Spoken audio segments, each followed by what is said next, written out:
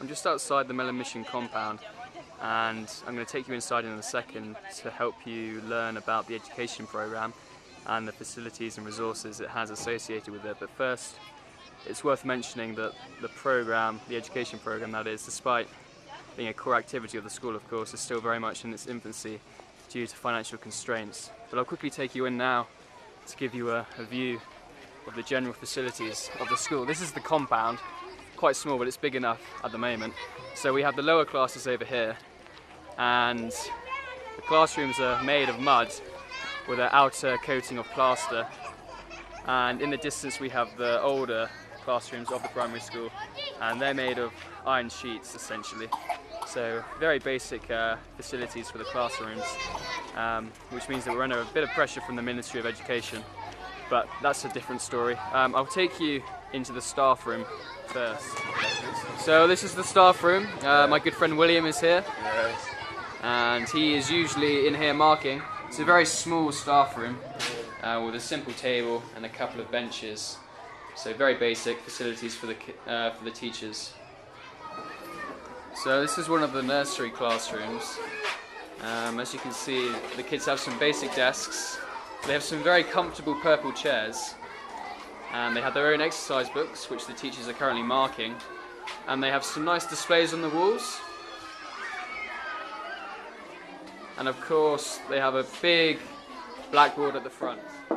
And this is another one of the nursery classrooms, quite a bit bigger than some of the others, with the same basic tables and some chairs, some more displays, and a blackboard at the front. Having shown you the nursery classrooms, I'm now going to take you over to the other side of the school to show you the older classrooms. And while I'm walking with you, it should be mentioned to you that the kids have to buy their own pens, pencils and books because the school quite frankly can't afford to provide those resources. So quite a few of the kids, when they run out of paper or when they lose their pen, they have to borrow a pen, or worse, they just have to go without working. So it can be very difficult for the kids to learn at times because of the financial constraints of the school. This is a closer look at one of the older classrooms. This is class 4, so a very basic structure for the building. As I was saying earlier, it's made of iron sheets. But to take you inside, I have to be quite quiet because there's a church session going on.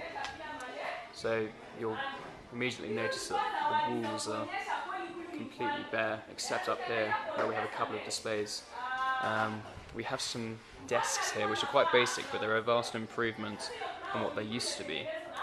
And in this classroom we usually have about 55 kids, so they're very much crammed into a very small space, and they don't have any storage space for their books, which means that they have to carry their books in their bags.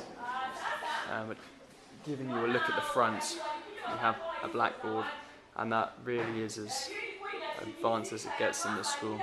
Some nice, reasonably nice seats and then a blackboard. And this is perhaps one of the most impressive classrooms because it's class 8, so the oldest class, and each pupil has his own desk with a tray. Unfortunately we can't access the room at the moment because class 8 have finished their exams and aren't here. But no, there aren't any displays on the walls, but they have some very good desks. This is the administration block, which is usually a hive of activity. At the moment it's not so busy, but I'll quickly show you around. There's always something, isn't there? So this is the reception area where the secretary and the social worker are based. They're currently having a meeting, but they have some basic facilities in there, desks and drawers. So pretty basic system of organisation. Taking you into the head teacher's office.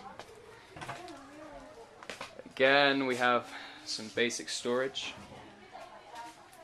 and in here is where the deputy and head mistress are based, so they have their own space, and this is where the textbooks are actually kept and stored. Not that we have as many as we would like. The typical ratio of books to kids is maybe 1 book for 10 kids, so not too good.